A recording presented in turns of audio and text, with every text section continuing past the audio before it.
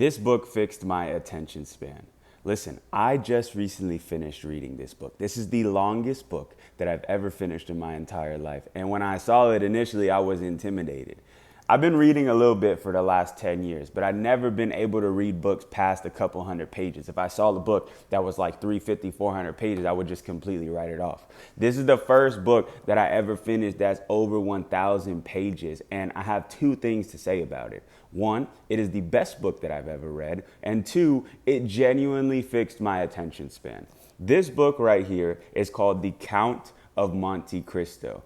I made a video a couple months back talking about how y'all should read the classics, and y'all were roasting me in the comments saying, oh, you don't know nothing about the classics, boy, you need to lock in. And everybody was recommending me this book right here. They said you need to go actually read some classics like The Count of Monte Cristo. So I ordered the book. And I saw this multi-thousand page book, and I initially wrote this thing off like, I'm not going to pick this up. When I started reading the first couple chapters of the book, it was the first time in my life that I had read something that completely got me hooked. Most of the books that I've read over the past 10 years have been nonfiction, self-help, educational stuff. This is the first thick fiction book that I actually devoted myself to reading, and I loved it. I always hear people say this thing like, oh, books are better than movies, books are better than TV. I never really related to that. I always found these fiction books to be kind of boring. When I was a kid, I would read like Harry Potter and stuff like that. I couldn't get into it. This book right here, The Count of Monte Cristo, if you are looking for a good fiction book to read, I promise you, this will have you hooked. In fact, forget fiction, just a book in general where you can learn about life. The story of The Count of Monte Cristo, spoiler free by the way, is about this man named Edmond Dantes. He is a young boy that is a sailor on a ship, and on his voyage back home, his captain of the ship dies. And the captain gives him a unique opportunity to become his follow-up captain. The captain gives him the unique opportunity to take over his place. So Edmond is returning home as the top dog. He has a new opportunity to become the guy in his city. And also he has a girlfriend that he's been dating for a while who he finally decides that he wants to shack up with her. He wants to get married with her. So my boy is 19, 20 years old, got it made. He about to be the captain of the ship. He about to get his wife, everything gravy.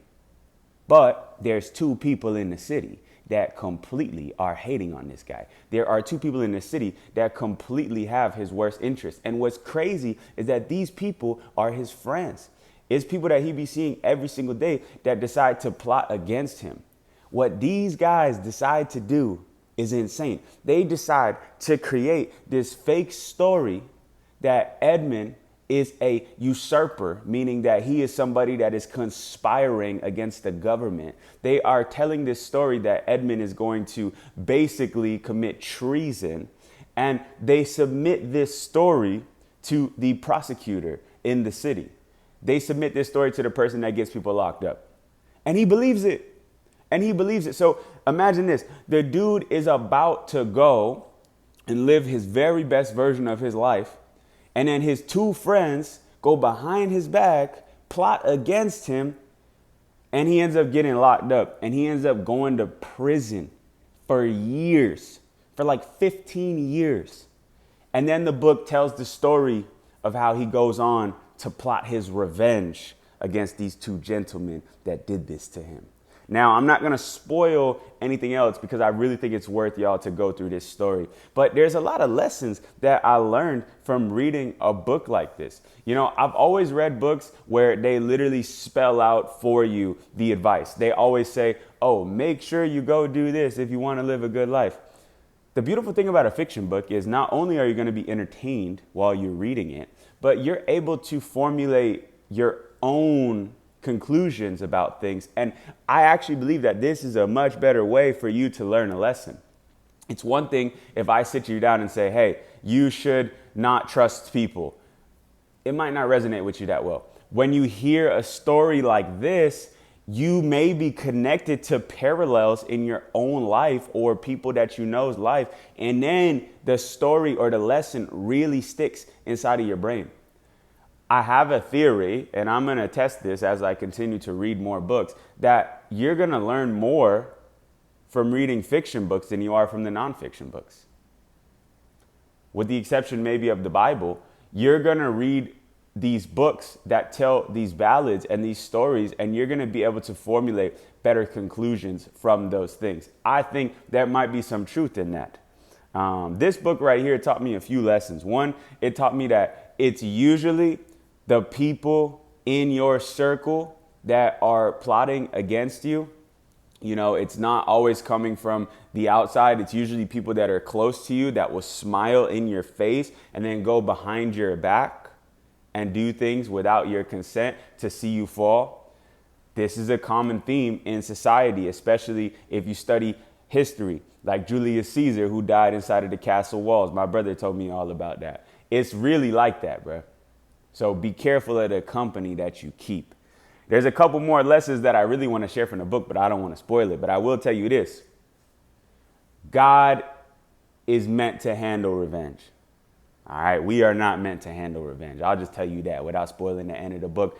You should not be trying to get revenge on people. All right, it seems like a valid pursuit, but in the end, it's just going to leave you messed up, man. I feel like by the end of the book, Dantes did come to a really solid resolution, and he did exactly what he wanted to do, but at what cost?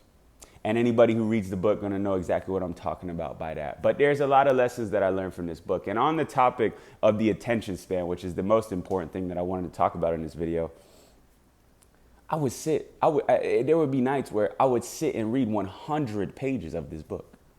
Never in my wildest dreams did I ever think I would read 100 pages of a book in one sitting. I was always the kid growing up that never read books or anything like that. And if I read these self-help books, I might read a chapter a day, like 5 pages a day or whatever it is. I would read 100, 200 pages in a singular night. And what that does to a brain like mine, a brain-rotted brain like mine, is profound. You start using words like profound. Now, I would literally finish reading even 30, 50 pages. When I close that book, it's like my world goes into slow motion in a beautiful way. It's like my world becomes actually enjoyable. I begin to appreciate little things. I just could sit on the couch and play some music without simultaneously being on my phone. Or I could go for a walk and smile at people and just look at the trees and not be so overstimulated that I have to also be listening to a podcast and be on my phone. I really believe that reading fixes your brain.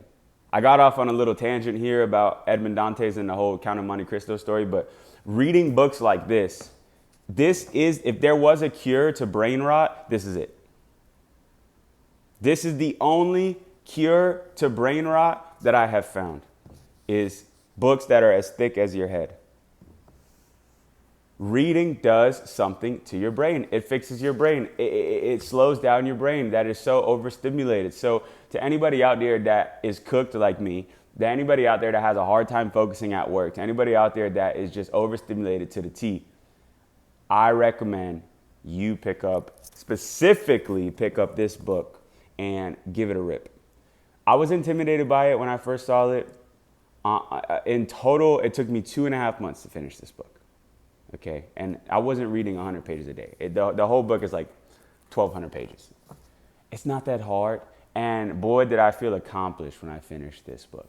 So yeah, this is the book that fixed my attention span. I recommend you guys pick up thick fiction books like this. It might change your life. See you in the next one.